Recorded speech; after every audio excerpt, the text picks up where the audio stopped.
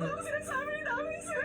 Pero hindi ako kumuha ng mga picture sa'yo ng isang gabi. Hindi rin ako naglagay ng mga picture na yun sa bulletin board. Nasasabi ako totoo, maniwala ka sa akin. Ayaw pa rin niya umamin. Ahitin mo ng kilay niyan. Sige, sir. Sige na. Dami, sir! Ano, naniniwala ako sa kanya?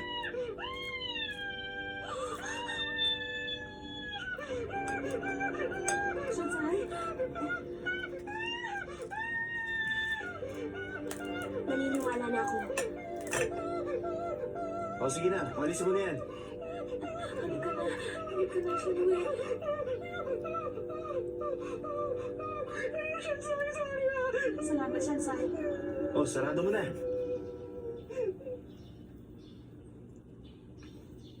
Masaya ka na ba?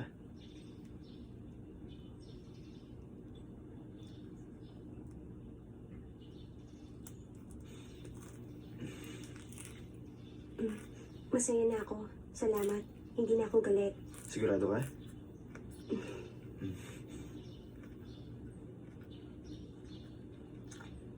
Ba't parang namumula kayong dalawa? Wala.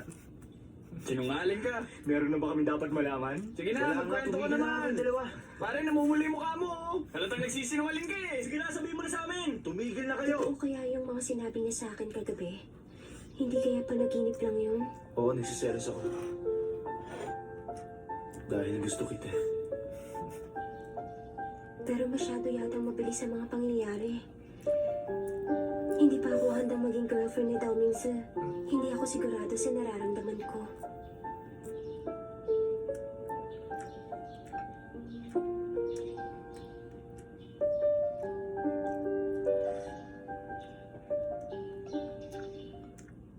Andito na ako. Shansai! Congratulations! Ano ginagawa niyo? Nagpapaparty kami ng daddy mo. Pero bakit? Magsi-celebrate! Bakit? Na-promote ba si Papa? Ano ka ba naman? Ni sa panaginip malayo mangyari ang iniisip mo yun. Hindi ba't halos ako rin ang kumakain para meron tayong makain? Kung ganun, bakit kayo nagse-celebrate? Dahil anak, meron ng malapit ikasal! Sino ikakasal? Sige na anak, halika na, huwag ka na mahiya. Ay, Shansai! Saan naman ako mahihiya? At saka, saan po napunta si Papa? Nagpagawa kasi kami ng daddy mo na 3 layer na cake sa may bakery. Ngayon, ang sabi ko sa kanya, pakipick up niya yung cake. Sino ba talaga ikakasal? Aba, di ikaw. Ako? At sino pa ba sa akala mo? Shansai, hindi mo lang alam kung gaano mo kami pinasaya. Heto, tignan mo anak. Isang ugly duckling na malapit na maging isang beautiful golden swan. Alam mo ba anak, nagtatatalon kami ng daddy mo sa sobrang saya na tumawag dito si Dao Mingzi at para sabihin doon ka matutulog kagabi. Maano ba naman yan? Wala po nangyari sa amin ni Daming sa kagabi. Wala? Ibig mo sabihin, yung ano ka pa rin, hindi ka pa rin na... Hindi. Walang nangyari sa amin dalawa kaya mali ang iniisip nyo. Kung gano'n, walang nangyari. Eh, anong ginawa mo sa bahay nila ba magdamag? Nag-shower muna ako. Ginamot niya mga sugat ko at pagkatapos... At pagkatapos, ano? Sabay kami natulog, pero hiwalay ang kwarto namin. Hindi kayo magkatabi? Ano ba inaasahan nyo? Nasa naman lang, sinamantala niyo ang maikling oras. At sinabi mo sa kanya, oh, dahan-dahan lang, dahan-dahan lang, aray ko. Ganun lang. Say! Sensei! Ano ka ba? Hindi ba ako tapos magpaliwanag? Sensei!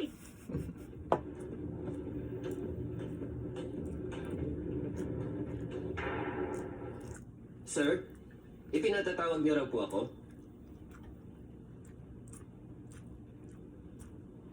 Alamin mo ngayon kung saan pinadevelop ang mga yan. Pero, sir, gusto ko lang malaman ninyo na merong mahigit na 2,000 photoshops dito sa Taiwan. Ilang empleyado ba meron tayo ngayon? Mga 80,000 po, sir. Sige, utusan mo sila lahat. Ayoko na maraming dahilan. Gusto ko ng resulta. Masusunod po, sir.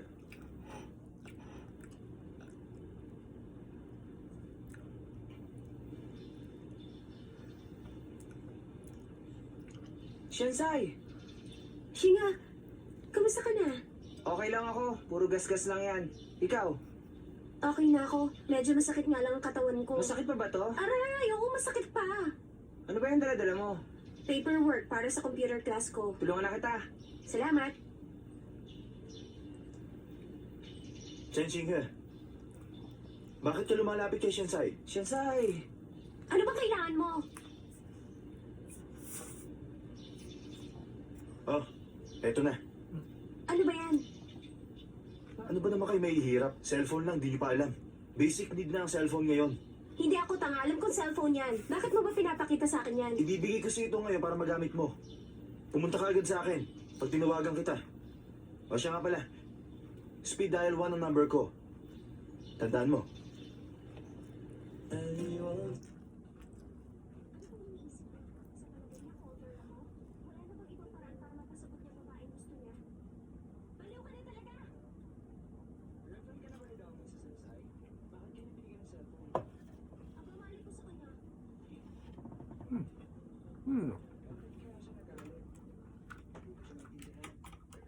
Kung ano ang klase ng panahon.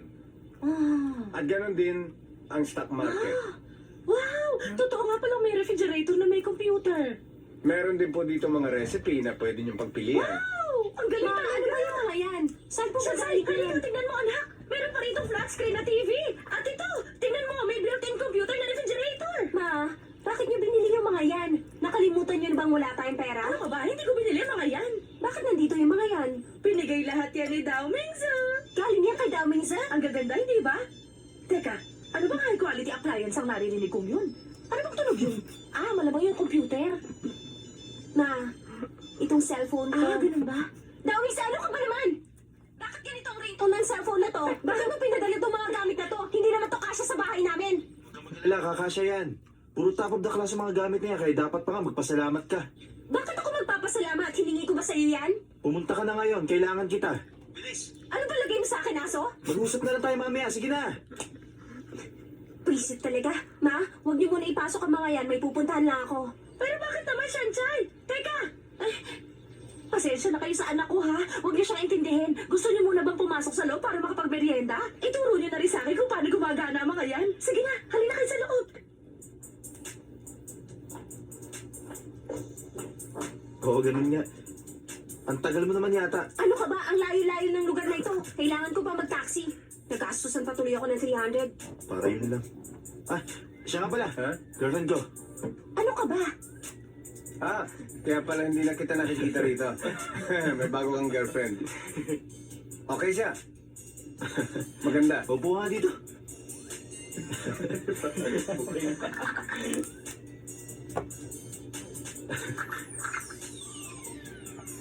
Bakit ang laki ng yelo nakalagay?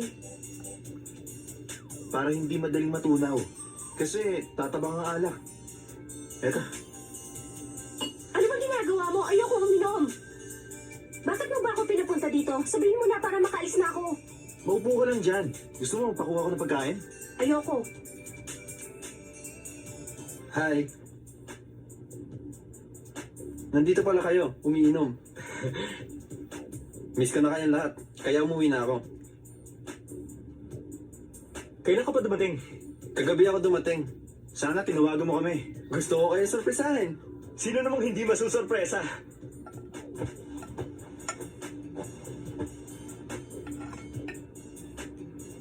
Shansai, na-miss kita. Maligayang pagdating. Lay, para sa kaalaman mo, girlfriend ko na siya. At sino nagsabi sa'yo yung girlfriend mo ko? Bakit? Hindi ba totoo? Kayo na ba talaga? Teka, pag mo kong tataluhin, ang mga agaw daw, tatapak-tapakan ng mga kalabaw. Namiss kita. Sige, upo na. Lay, kumusta ang Paris? Maganda naman. Talaga? Anong gusto mo? Ano ba yan? Upo na, sabay mo na kami. Sige, yan na lang Si din. Ben, sige na, i-order mo na siya. Chat pa ulit. Salamat.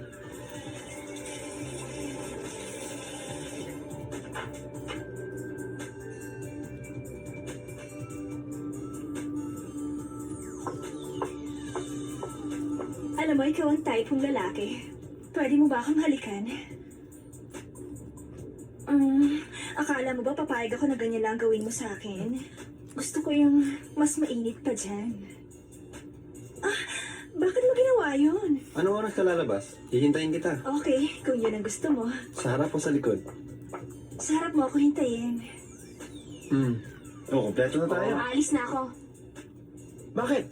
Gusto ko lang sabihin na kunin mo na yung mga appliances mo. Teka, ihatid na kita. Ayoko, kaya ko maglakad. Lagi na lang siyang ganyan.